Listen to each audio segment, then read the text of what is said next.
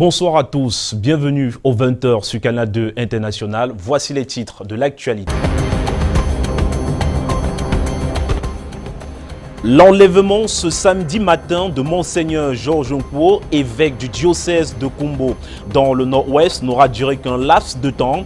Enlevé aux environs de 9 h par des hommes armés alors qu'il revenait de Bamenda pour Kumbo, il a finalement été libéré quelques heures après par ses ravisseurs. On en parle dans ce 20h. De nombreuses familles fuient la ville de Bamenda avant l'entame de plus de 2 semaines de ville morte dans la localité. Les agences de voyage connaissent une affluence incroyable. De nombreux parents craignent une rentrée scolaire incertaine dans ces localités du nord-ouest, alors qu'à Fako, dans le sud-ouest, la phase finale des préparatifs de la rentrée scolaire est amorcée. Les détails dans ce journal. À Paris, 5 dirigeants du continent africain prennent part en ce moment à la grande messe des pays les plus riches de la planète. C'est en France justement occasion pour ces 5 dirigeants d'aborder les sujets sur la lutte contre le terrorisme, le changement climatique et les inégalités. Vous le verrez dans ce journal. Et également dans l'actualité, votre chaîne leader Canal 2 International donne encore plus de poids à son slogan, toujours plus près de vous, actuellement en déploiement dans le Septentrion pour 2 éditions spéciales Jumbo. Nous irons ce soir à Maroua où nous attendent nos envoyés spéciaux. Voilà pour le sommaire.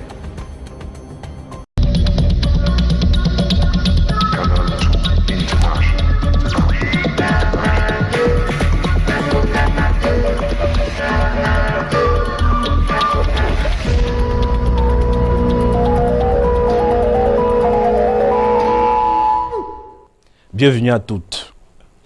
Dans l'actualité, on débute avec cette note d'information. Monseigneur Georges Nkwo, évêque du diocèse de Kumbo, enlevé tôt ce samedi matin par des hommes armé a finalement été libéré il y a quelques heures. Selon nos sources, ce dernier revenait de Bamenda après la réunion des évêques de la province ecclésiastique de Bamenda lorsque, vers 9 h, il a été kidnappé pour être amené quelque part entre Sako, Wanama et Kumbo. Il aurait ensuite été transféré près de la localité de Kikaikom où 2 semaines auparavant, 2 prêtres avaient été enlevés puis libérés. À l'annonce de l'enlèvement de Monseigneur Georges Nkwo, fidèles et hommes de Dieu se sont mobilisés et ont entamé une marche vers Kikaokom pour réclamer la libération de l'évêque.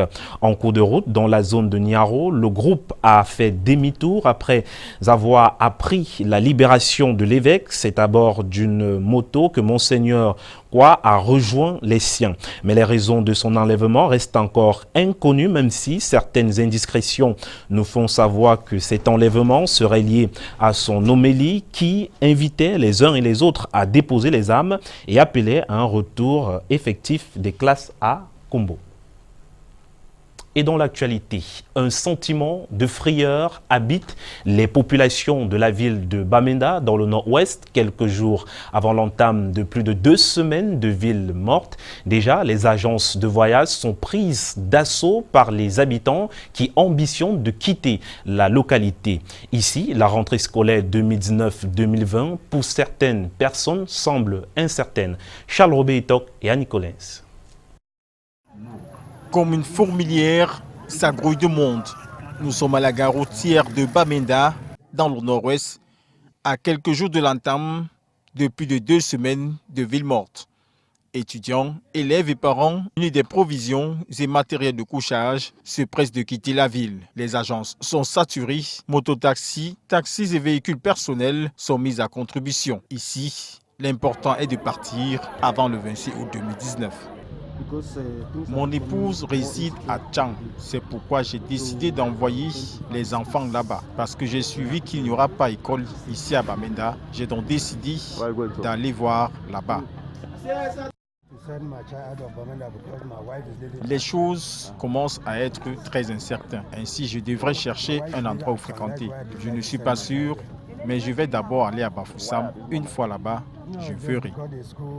Une panique suscitée par le communiqué des séparatistes circulant dans les réseaux sociaux en guise de protestation du verdict d'emprisonnement à vie de leur leader par le tribunal militaire de Yaoundé au petit matin du mardi 20 août 2019. Un moment de frayeur pour les populations qui est par ricochet une période de bonnes affaires pour les responsables d'agences de voyage. Si pour plusieurs, l'important est de partir, ici, le retour reste incertain. Rentrée scolaire 2019-2020 dans la région du Sud-Ouest. Course à la montre donc du côté dans le département de Fako où la phase finale des préparatifs est déjà amorcée. Parents, élèves et enseignants mettent tout en œuvre pour une meilleure rentrée scolaire. Inès Ondambala, reportage. Rentrée scolaire 2019-2020, le compte à rebours a commencé dans le département du Fako, région du Sud-Ouest Cameroun. À Boya, les réunions préparatoires se multiplient. Les acteurs de la communauté éducative autour du gouverneur Okalia Bilay réfléchissent sur les stratégies à soi pour assurer un démarrage effectif des cours de la rentrée.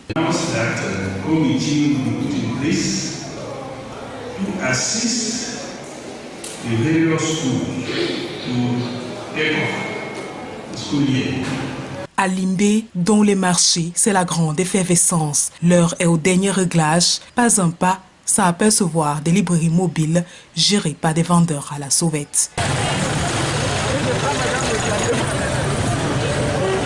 Les fournitures scolaires abondent dans les grandes surfaces. Cahiers, sacs, tout est disponible. Les parents se disent prêts pour la rentrée. Au gouvernement, ils doivent nous assurer que des mesures sont prises pour que les parents n'aient pas peur, que les enseignants qui entrent à l'école qui n'aient pas aussi peur, parce qu'il va de notre vie. Nous sommes très près, mais comme nous avons eu l'assurance que la sécurité sera là pour nous, nous allons les accompagner. Moi, je veux seulement que la paix revienne, parce que même quand nous on envoie les enfants à l'école, on a toujours peur. On veut seulement la paix. Que la paix revienne au Cameroun, parce que nous sommes déjà fatigués de tout ça. Vraiment que les enfants retournent à l'école, parce que vraiment, on est vraiment fatigués de tout ça. Dans les salons de couture, pas un temps de répit pour les couturières et tailleurs qui doivent livrer sans retard les uniformes de classe. Tout doit être disponible avant le jour J. Cependant, les écoles clandestines sont comme de véritables plaies pour l'éducation de base. La carte scolaire assez fournie rend difficile la séparation du bon grain de l'ivraie. Robert Charlie-Toc et Thierry Nana nous en disent plus dans cet élément. Groupe scolaire bilingue La Gloire des Anges, l'environnement extérieur témoigne de la promiscuité existante dans ce vase clos. Ici, interdit d'entrer aux médias, les consignes sont de la hiérarchie. Un autre stop, le groupe scolaire bilingue Les Petits Colibris. Même panorama, tel l'entrée vers l'inconnu, la porte ouvrant à l'intérieur n'a pas fière allure. Le périple se poursuit, destination, école privée laïque, Institut populaire de Brazzaville. Ici, les murs ont déjà vêti peau neuve. Les tenues sont même déjà confectionnées. Pourtant, ces écoles, comme bien d'autres dans l'arrondissement de Douala 3e, brillent par un dénominateur commun, la clandestinité. La décision ministérielle semble surprendre plus d'un, comme vous pouvez le constater sur ces images tournées en caméra cachée. On fait un reportage sur les écoles clandestines. Voilà. Mais la liste, ça figure ici. J'ai mes papiers. Montrez-nous les papiers. Alors, on sort ici en bas. Les anges glorieux, ils nous ont montré les documents. Pourquoi vous vous opposez à ça? Moi, il faut montrer les documents devant l'autorité de l'éducation de base. Voilà. Certains accusés de fonctionner sans autorisation ont vite fait de présenter des demandes qui n'ont jamais abouti. Le département du Vouri enregistre près d'une centaine d'écoles clandestines, une carte scolaire assez fournie qui brille par le non-respect de la loi et a un impact direct sur les résultats en fin d'année scolaire. Un cafouillage qui ne permet pas toujours de distinguer le bon grain des livrets, ceux dont l'existence est réelle et ayant l'onction du ministère en charge, rassurent de l'effectivité de la rentrée le 2 septembre prochain. La tendance est très bonne. Nous avons nos effectifs, nous n'avons aucun problème. L'école paradis des gens, je vis, nous n'avons aucun problème, comme je suis en train de vous le dire. L'école vit, les inscriptions se parlent bel et bien. au sein de l'école au Paradis des Anges. Encore quelques jours afin de se mettre en règle pour ces établissements clandestins, car la machine répressive est annoncée pour bientôt. Plus de 5 millions de francs CFA emportés dans une tontine en Konsamba. Des hommes cagoulés ont fait irruption dans un domicile au moment où les membres de la réunion s'apprêtaient à repartir la somme épargnée tout au long de l'année. Le récit de Monique Naoussi et d'Emmanuel Ngomba. À la place des millions à distribuer, il ne reste plus que des noms des bénéficiaires sur la table. La traditionnelle séance de cassation de la banque scolaire de la famille Badongan de Konsamba a été brutalement interrompue par un braquage à main armée. Ils sont sortis comme ça, argent, téléphone, abandonné tout. Comment on sortait par la voie derrière là? Et ils ont pris un téléphone là-bas sur la table. Ils ont pris le téléphone là-bas sur la table et parti avec. Désarroi pour ces parents qui voient s'envoler les épargnes de toute une année destinées à préparer la rentrée scolaire de leur progéniture. C'est allé très vite. Il a bien attendu jusqu'à 9h, on a commencé à dire que la part de tout et chacun, on voulait déjà lire le nom des gens. C'est à l'heure là qu'ils sont entrés. C'était comme s'ils étaient prévenus. Impossible de résister aux trois hors-la-loi lourdement armés. Juste à l'heure où nous on met l'argent au sol, les gars sortent. Ils ont tout porté. Combien environ? À peine 5 millions. Hein. Les gens sont au foyer. Ça se passe autour de quelle heure? Autour de, disons, 16 heures. Ils étaient combien? Au nombre de 3. Armés? Armés. Le long couteau, il y a le tout à l'heure là. Ils sentent que vous allez voir le couteau. Il y a un long couteau que nous on a saisi. Un long comme ça là. Une solution est d'ores et déjà trouvée pour pallier d'éventuels braquages le jour de cassation. Ça nous est dépassé, on dit dépassé. La première chose, c'est qu'il y aura cassation, il y aura saisi. Et prochainement, les cassations, on ne vient même plus avec l'argent. Le jour de cassation, c'est seulement pour venir voir. Peut-être le secrétaire et tout, on a déjà décidé l'argent. La police rendue sur les lieux a ouvert une enquête à l'effet de mettre hors d'état de nuire tous ces hors-la-loi ainsi que leurs complices. Un braquage qui invite à plus de vigilance en cette période où les associations procèdent à la répartition de la banque scolaire. Un centre d'entraînement et d'acquérissement en zone forestière vient d'être inauguré par le ministre délégué à la présidence chargé de la défense, Joseph Betiasomo, un véritable outil de lutte installé à Moutcheboum, dans la région de l'Est, qui permettra justement de parfaire la formation des soldats et des unités appelées à faire face à des attaques extrêmes. Les détails avec Karel Mezacha et Serge Alenziebou.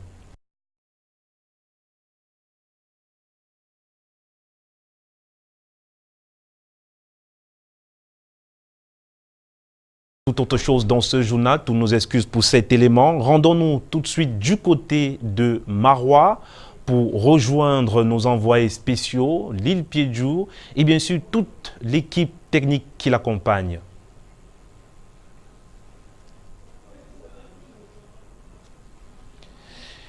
Poursuivons donc ce journal pour parler justement du commerce illicite. La traque aux commerçants véreux se poursuit à Balmayo. Les responsables de la délégation départementale d'Union ESSO, lors de leur patrouille, sont tombés sur une quantité importante de produits de consommation dans un domicile privé. Les détails dans ce reportage de Karl Mezachachoya.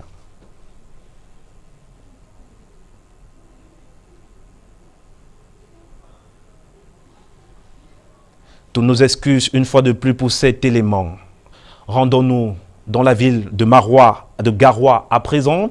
Des jeunes sapeurs-pompiers prêts à secourir en cas d'urgence à Garoua. Ce sont 200 jeunes au total formés pendant ces vacances aux gestes de premier secours et autres interventions en cas de détresse.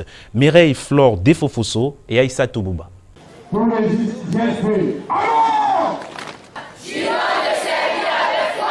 Ils sont près de 200 jeunes sapeurs-pompiers âgés de 5 à 16 ans qui ont reçu des mains du gouverneur de la région du Nord leur parchemin au bout de 2 mois de formation au 30e regroupement des sapeurs-pompiers du Nord. La cérémonie de ce 23 août 2019 a été marquée par des démonstrations en secourisme et autres incendies.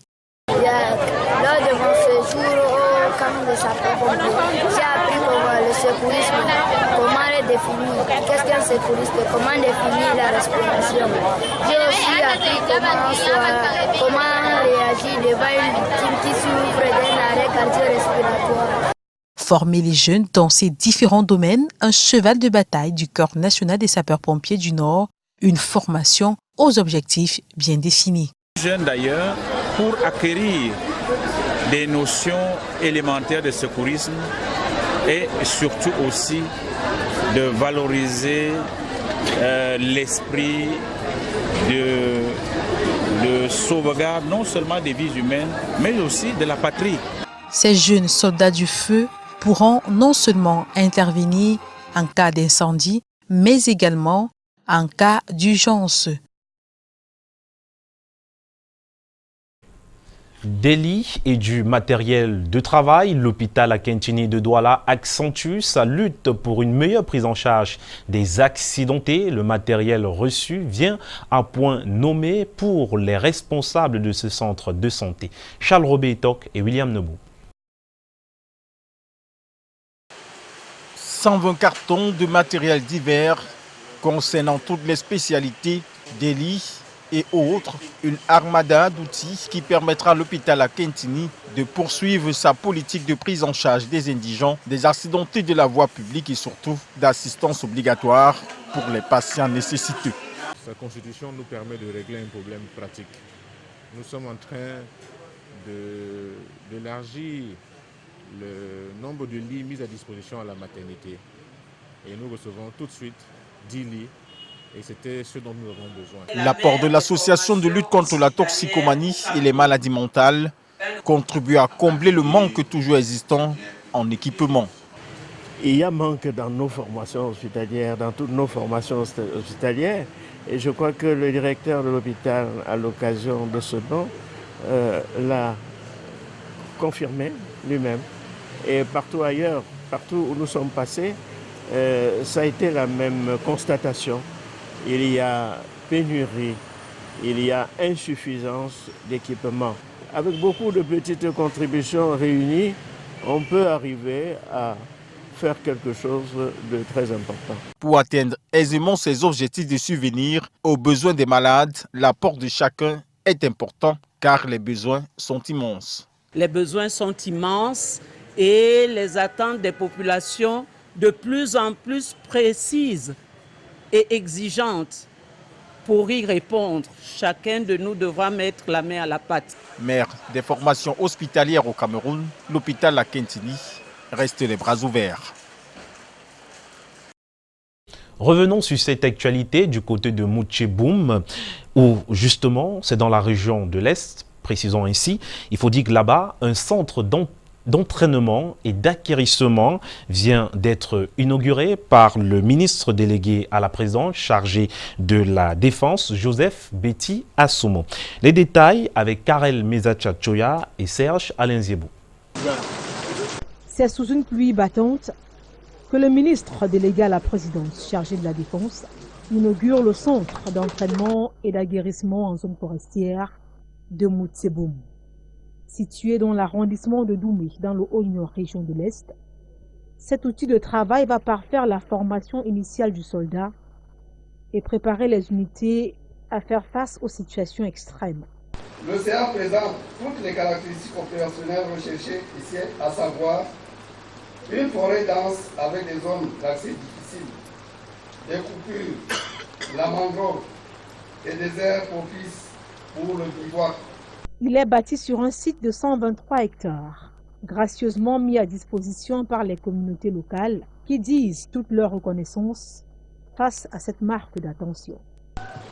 Nous vous savons gré de cela car le camp militaire de Moutchéboum n'était qu'une petite compagnie qui dépendait de Bonis. Un centre qui arrive dans un contexte marqué par la résurgence de la menace du groupe terroriste Boko Haram à l'extrême nord, la lutte contre les bandes armées à l'est, les velléités des coupeurs de route, entre autres. Il s'agit donc d'adapter nos forces à l'hostilité et la rusticité de l'environnement forestier, lequel offre peu de couloirs de mobilité et exige une bonne capacité dans les mouvements. C'est toujours pour renforcer le dispositif sécuritaire sous le triangle national que Joseph Betty Assomo, avant cette cérémonie, a procédé à la visite de la brigade de gendarmerie de Bogofit à Bombang, en plein chantier, avant d'avoir une séance de travail au 8e secteur militaire de Bertoua avec toutes les forces vives, où, en présence des élites du coin, il a pris le pouls de la situation et donné des instructions fermes du chef de l'État, chef des armées. Sur le chemin retour, les autorités et élites d'Union et Foumou ont salué le dynamisme du ministre délégué à la présidence. Parlons des grands chantiers à Douala 5e. Une nouvelle morgue pour le centre médical de Bonamoussadi. La pose de la première pierre s'est tenue ce vendredi au sein même du centre hospitalier. Ceci sous la houlette de l'exécutif communal. Sa Majesté Gustave Ebanda a profité de cette visite de travail pour effectuer des descentes dans 2 autres cités en chantier. Le compte rendu, Patrick Ngouagnan et Thierry Nana. 40 millions de francs CFA est le budget alloué pour la construction de la morgue du centre médical de Bonamoussadi. La pose de la première pierre s'est tenue vendredi dernier au sein du centre hospitalier. L'exécutif communal de Douala 5e est accompagné par les dirigeants de l'Institut. On sait qu'aujourd'hui, on a des sérieux problèmes.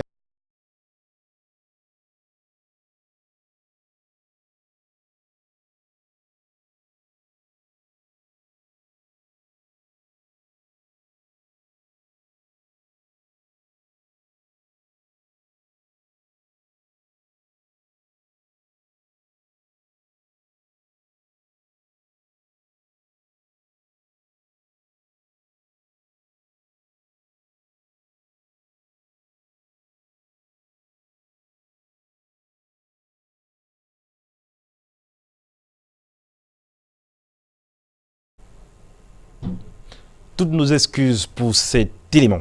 Parlons sport à présent. Lancement des Interpol au Cameroun. C'est la ville de Bertoua qui abrite l'édition, le compte rendu de la première journée avec Monique Naoussi et Kizito Komaï. Ils sont tous là. Les représentants des 10 régions sont au rendez-vous. C'est le stade départemental de Bertoua avec sa poule synthétique de dernière génération qui abritera toute la compétition des Interpol. Le message, il est assez clair.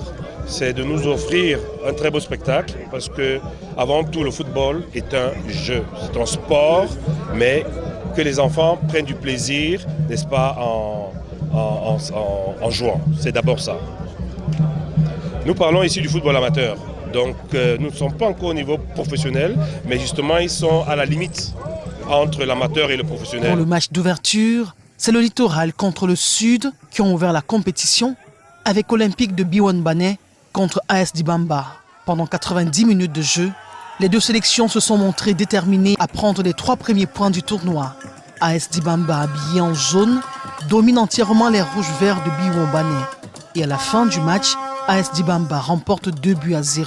Quant au deuxième match qui opposait Rizière du Noun à Ngaoundéré FC, l'équipe de l'Adamawa bat l'équipe du Noun 4-1. Tout notre staff technique, merci à notre région, à notre gouverneur, au délégué, à l'ambassadeur, M. Roger Mila, qui nous a soutenus.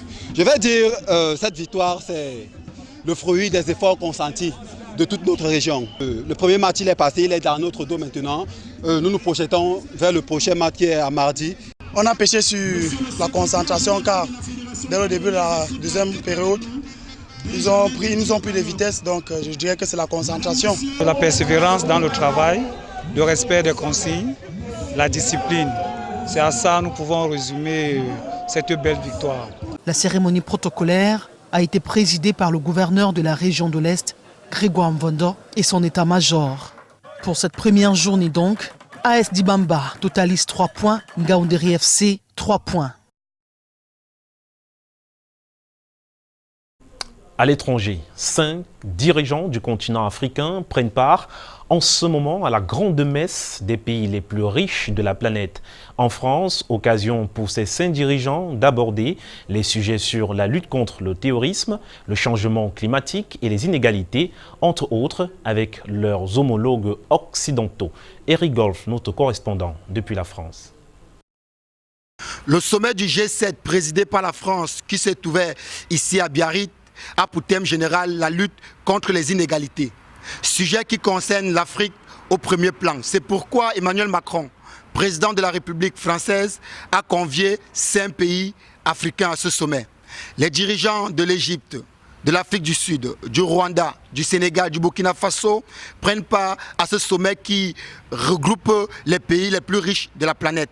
Avec les présidents africains, les membres du G7 vont aborder des questions des inégalités, de la transformation numérique, la transparence dans les marchés publics, la lutte contre la corruption, les sujets d'éducation, de la formation, les sujets d'entrepreneuriat féminin et enfin l'urgence climatique. L'autre grand dossier qui sera débattu ici par les présidents africains, l'Union africaine et les membres du G7 va être la lutte contre le terrorisme et l'insécurité au Sahel. Les présidents africains espèrent faire débloquer par les pays du G7 le financement des forces de sécurité des États sahéliens qui luttent contre les djihadistes. Et pour ça, ils comptent sur le soutien de la France pour allier les puissances pour la sécurité au Sahel. Concrètement, il s'agirait d'épauler les forces armées des pays membres du G5 Sahel, mais également leur police et leurs douanes. Enfin, la participation des dirigeants africains à ce sommet du G7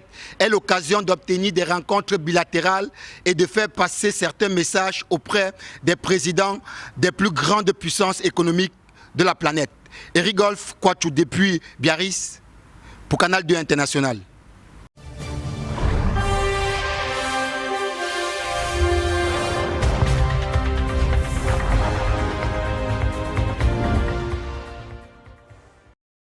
Et dans le plus de l'info ce soir, le rituel pour s'asseoir, une vieille tradition à l'ouest du Cameroun, à Banjoun. Justement, la famille Swop a décidé de faire asseoir 2 de ses petits-fils. La chaise à 3 pieds est l'outil indispensable pour cette cérémonie. Suivons plutôt cet élément. Le rituel pour s'asseoir, c'est ainsi que nous l'avons nommé. Dans la région de l'ouest, c'est en rapport avec cette chaise à 3 pieds, en bois, que ce nom a tout son sens. Et dans la famille Soptoa à Banjoun, c'est un grand moment, celui de faire asseoir 2 de ses petits-fils, selon les rites traditionnels. Ce n'est pas seulement les notables qui s'assoient sur la chaise. Quand un enfant est déjà majeur, il doit partir chez ses parents, faire cette cérémonie de chaise comme une sorte de bénédiction. Il y a 2 types d'asseoir sur la chaise. Parce que tu t'assois sur la chaise d'abord chez ta mère. C'est le grand côté qu'il faut d'abord faire cette cérémonie. Tu fais d'abord chez ta mère avant d'aller faire chez ton père. Et quand tu fais d'un côté, tu ne peux pas prendre le sel sur l'autre côté. Chaque prétendant à la chaise arrive avec une chèvre à son cou. Et sur une feuille de macabo sont rangés quelques éléments nécessaires au cérémonial. 2 chapeaux, 2 pipes, 2 cornes à vin de taureau, des tines d'huile, du vin de raffia et du sel traditionnel. Ces éléments sont remis par la suite aux prétendants. Puis, cette phase attendue, le rite, qui consiste à faire asseoir l'individu. Après un décompte allant de 1 à 7, les initiés sont posés sur la chaise à 3 pieds. 3, 4, 5, 6, 7. Vraiment, je suis très content que le village me donne cet honneur parce que ça fait longtemps. Ça, c'est là où ma maman est née. Et cet honneur qu'on me donne, vraiment, je suis très content et très content. Et je crois qu'avec notre force, avec la force de nos ancêtres, on va mieux travailler pour le village et faire grandir le village. Les 2 jeunes initiés peuvent porter leur chapeau et s'asseoir sur une chaise de la concession. Ça dit qu'un jeune garçon s'élevant chez eux doit aller d'abord là où sa mère est sortie, prend la chaise de 3 pieds. Mais quand on prend la chaise de 3 pieds, ça ne veut pas dire que vous allez arriver n'importe où et prendre n'importe quelle chaise. Nous avons à Banjoun, par exemple, une chaise de 4 pieds qui ne concerne que les Mwabo et les Mkamvu. Il va s'en suivre les remerciements et ceci se fait par des cadeaux et des gratifications très applaudis. Il y a d'anoblir les enfants de la concession. Ma petite sœur que voici et moi, qui sommes actuellement les deux responsables de cette concession, on a élevé au grade, à un grade supérieur. En attendant qu'on leur donne le nom l'année prochaine, on vient d'élever au grade supérieur les enfants de cette concession. Sous réserve que l'année prochaine, on leur donne des titres honorifiques pour notre concession. Après plusieurs heures d'intronisation, l'heure est au partage du repas. Le vin de raffia est un symbole de solidarité en pays bamileke.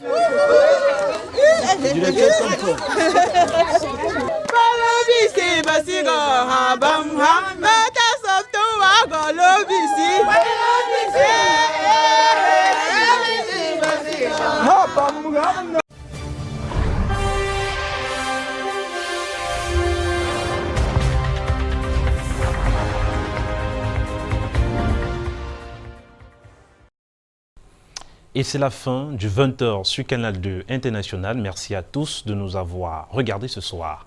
Bonne soirée.